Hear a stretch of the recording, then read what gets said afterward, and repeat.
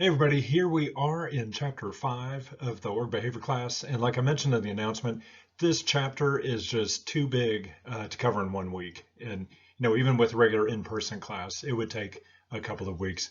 The motivation topics, they spill over into the leadership area, but with the leadership class being an elective, I wanted to make sure that we did the motivation in a required class. So today or this week, we are going to just go through part of chapter 5, and then the next week we'll do the next part of chapter 5. So I'm not a big PowerPoint guy, but just for the amount of information in this chapter, I'm just going to kind of go through these PowerPoint slides real quick and then add supplemental material.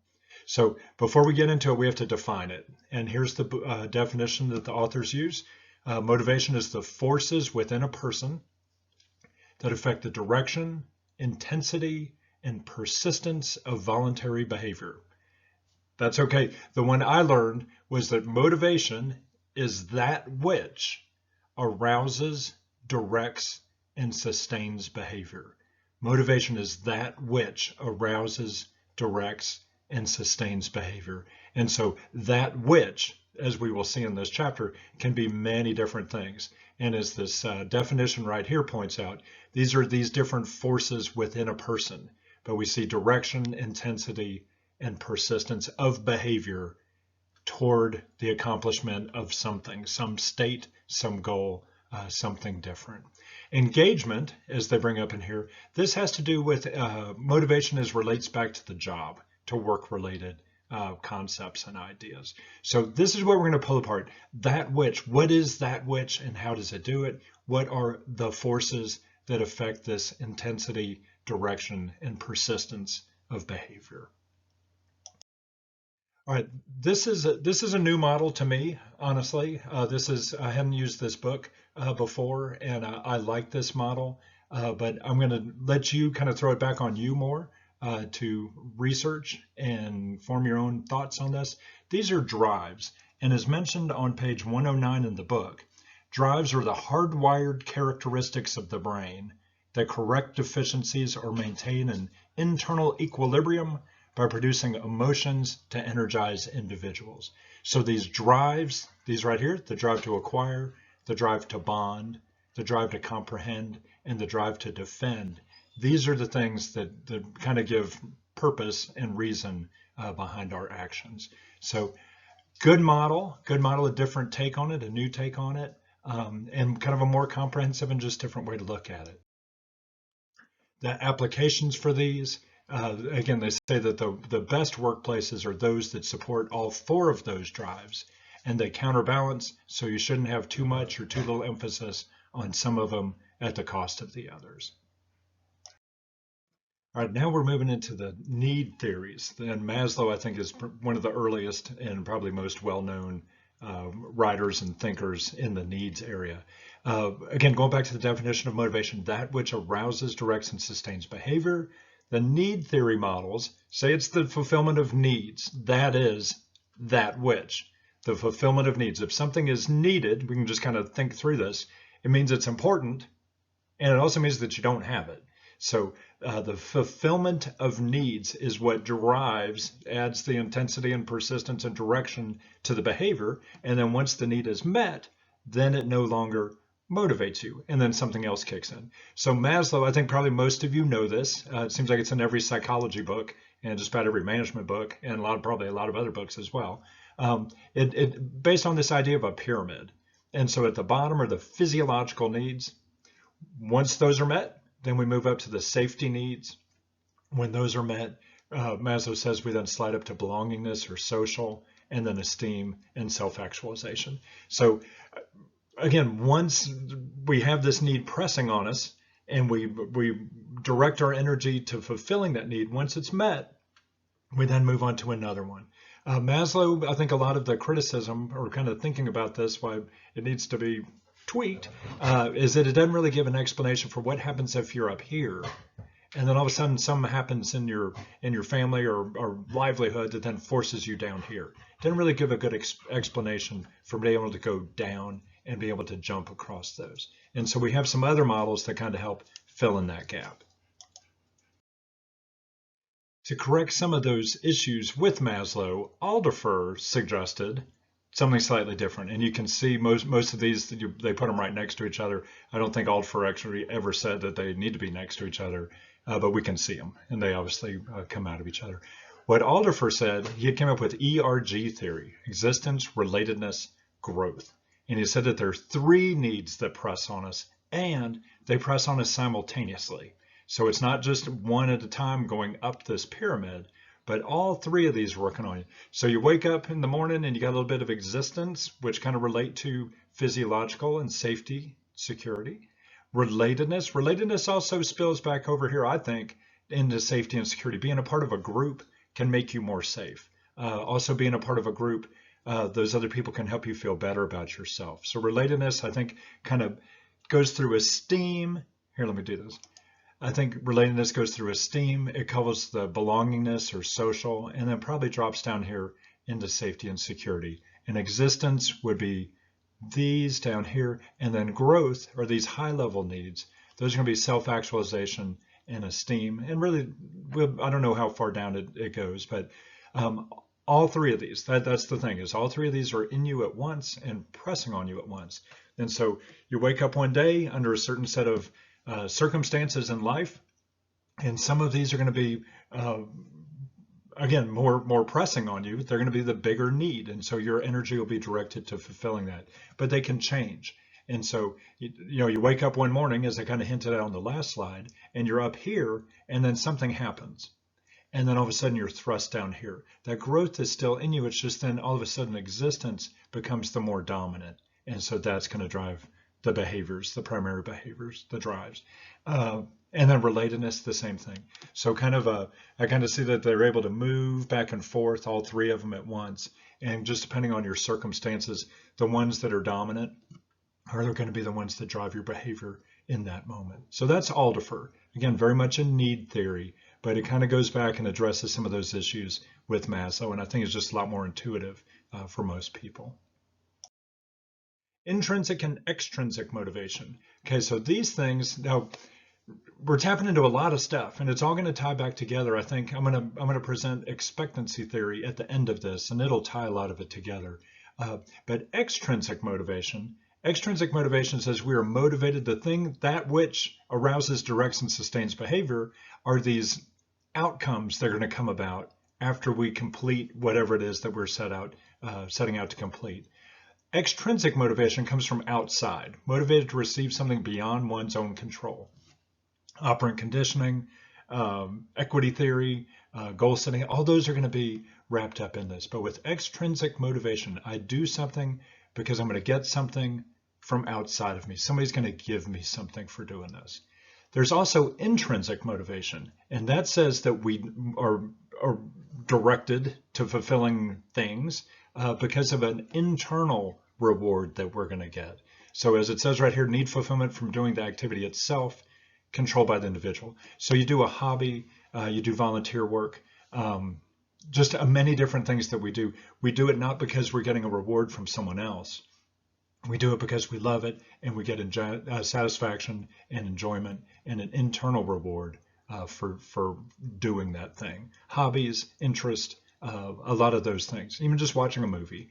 Sometimes it's just sitting down and intrinsically motivating to just sit and enjoy the moment and not have to worry about an extrinsic. But what you all are doing in an MBA program as managers and people working with other people and trying to bring about performance for the organization, we need to be aware of extrinsic, but we also need to be aware of intrinsic as well. Extrinsic motivators seldom undermine intrinsic motivation. Now, there was some research done on this, and it said that when an extrinsic reward is seen as a source of information and a measure of how well you're doing, if you attach an extrinsic reward to an intrinsically driven activity, if it's seen as kind of a measure of that you're doing something well, it can enhance intrinsic motivation. But if the reward is seen as controlling, it can undermine and it can hurt. Think about here I'll go back to racquetball. I played racquetball for a long time. If I played racquetball and really enjoyed it because of these intrinsic rewards that I got, if someone came along and recognized my abilities and said, hey, why don't you play for us? Why don't you be a sponsored player?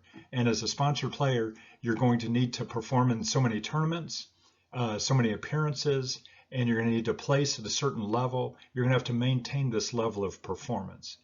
All of a sudden, I have an extrinsic reward attached to something that was intrinsically motivating. If that reward, if that thing that I'm getting from this company is seen as a measure of that I'm doing really well and provide some type of feedback that I know what I'm doing and I'm recognized, then it can enhance it.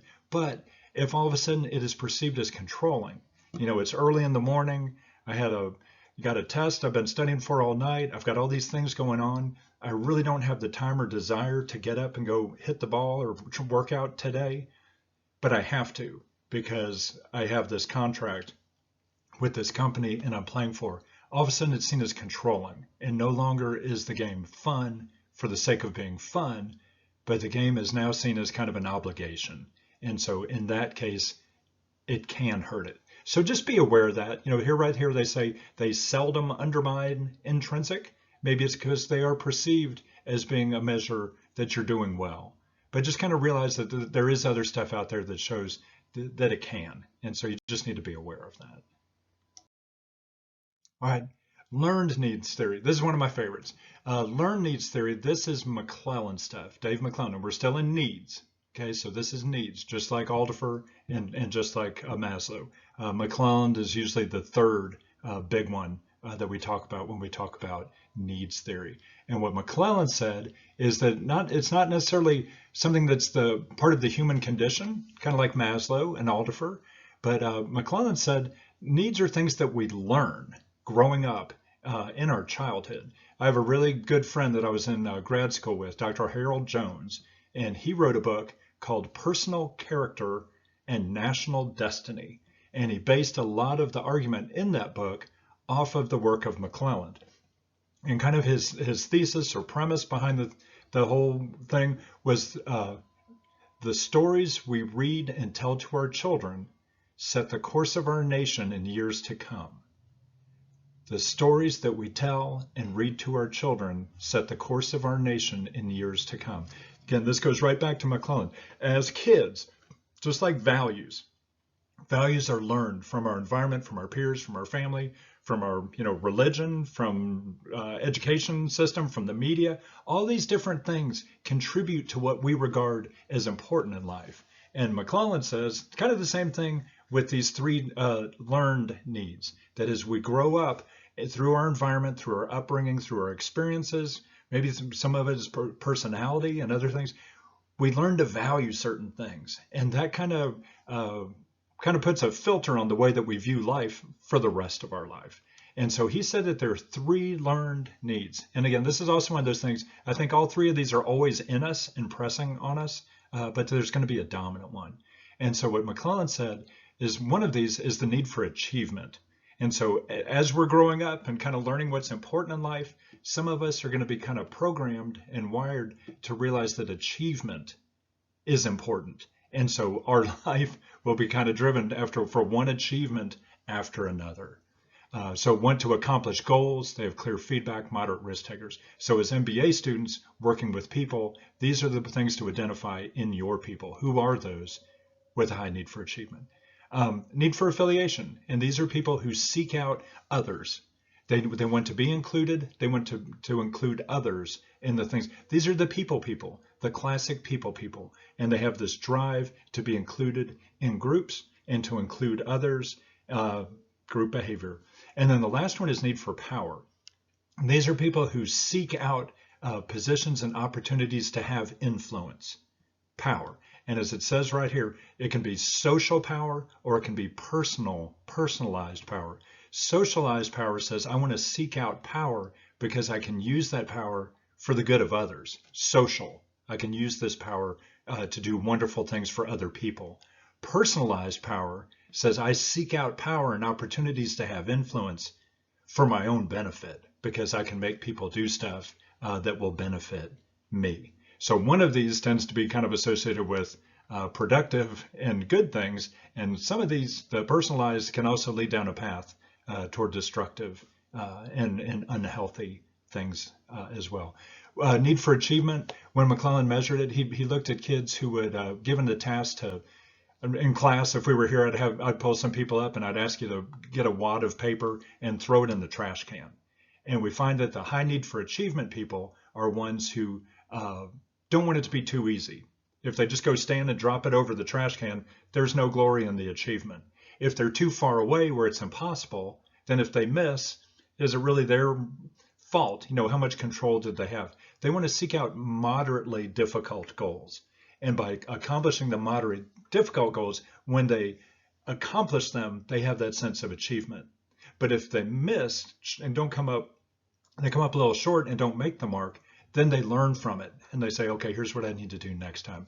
The way that McClellan tested these was through a test called the thematic apperception test, the TAT, and it was a bunch of pictures. And so it was pictures of people and other things, and then he would have the subjects who were being tested come in and interpret, write a story as to what's going on in that picture. And he found that there were very clear themes, that high need for achievement people, when they would see pictures and write stories without knowing that they were going to be observed on what the stories were, they talked about achievement themes, about accomplishing things and doing exceptional things. Those who were high in need for affiliation, they talked about people and the importance of the group and relationships and nurturing and caring and supporting each other. And then the power people tended to have themes that were about influence and power and the ability to change the situation. Okay, so that's McClellan. Wonderful, again, learned needs theory. Okay, expectancy theory. Now, this is one I'm going to come back to. So I left it in here, just kind of a little marker. This is where they have it in the book, but I'm going to come back to it next week after we go through equity theory. I think we need equity theory and to get through operant conditioning or behavior modification in order to really understand this best. So expectancy theory, we'll come back to it. And there's the second one on expectancy theory. This is ABCs of behavior modification in the book, and kind of frequently referred to as OB modification, organizational behavior modification. It's really just kind of the management OB perspective on operant conditioning from psychology. So operant conditioning is behavior modification through the use of rewards and punishments and the different schedules of reinforcement. Is being able to shape behavior. So a behavior happens, and then there's some type of consequence or outcome that comes about from that. So they do something, and they're either encouraged to do it again through acknowledgement of rewards, or a punishment comes in to let you know that that is not acceptable behavior, but it doesn't necessarily redirect you into the appropriate behavior. So ABC of behavior modification, or behavior modification, operant conditioning, as opposed to classical conditioning, which is Pavlov is the classical example there with the unconditioned stimulus and the unconditioned response. We also need to be aware of that within organizations as well. And I think that marketing has a lot to do with classical conditioning. All right, one more thing here just on this slide, the OB modification, operant conditioning, they talk about positive reinforcement, punishment. Extinction is when you just ignore it. Something happens and you just ignore it and it finally just goes away. And negative reinforcement, again, different from positive. Negative is the removing of something unpleasant. Positive reinforcement is encouraging. When something positive happens, you encourage it positively. The thing that you want to occur, you give a reward or acknowledgement, a good outcome associated with that. Negative reinforcement is you remove something unpleasant, and punishment is just simply the acknowledgement of something bad, and it doesn't redirect you. So again, just operant conditioning. If you have psychology classes, you'll see that as you read through this chapter. Social cognitive theory. Now this goes back to really to the example with the juggling, that you can learn by yourself, but you can also learn by seeing what other people do.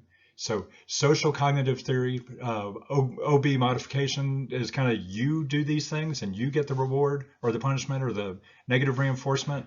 Social cognitive theory says you can learn the behavior by seeing what happens to other people. So I see this person over here did that thing, and that's the consequence that came about.